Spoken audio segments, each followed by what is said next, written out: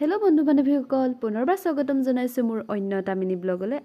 সদায় দৰে আজিও মোৰ টিউশ্যন এটা আছে। তো ৰাতিপুৱা ধুনীয়াকৈ গা পা ধুই কৰি লৈ ওলাই ল'লোঁ টিউশ্যনলৈ বুলি। মই ওলাই কৰি আহি টিউশ্যন পাই গ'লোহি। এতিয়া আৰু ভিডিঅ'টো কৰা নহ'ব। টিউশ্যন কৰি লৈ মোক অলপ খাবলৈ দিলে, তো মই খাই কৰি লৈ ঘৰলৈ বুলি ৰাওনা হ'লোঁ। ঘৰ আহি পাই হাত মুখখন ধুই কৰি লৈ অলপ ৰেষ্ট লৈ আকৌ মই মোৰ নিজৰ পঢ়াৰ কামত বহি গ'লোঁ। যিমানেই যি নহওক নিজে পঢ়ি কিবা নহয় কিবা এটাতো জব কৰিবই লাগিব দিয়কচোন। পঢ়া হোৱাৰ পাছত ভাত পানী খাই অলপ ৰেষ্ট লৈ আকৌ ভাটিবেলাই ওলালোঁ আৰ্ট ক্লাছলৈ বুলি।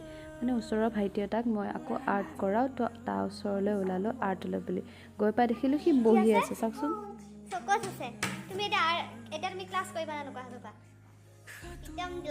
কি ছবি আঁকিলে তাকেই অলপ দেখুৱাই দিলে। তাক ক্লাছ শেষ কৰি ময়ো মোৰ ঘৰ পালোঁহি।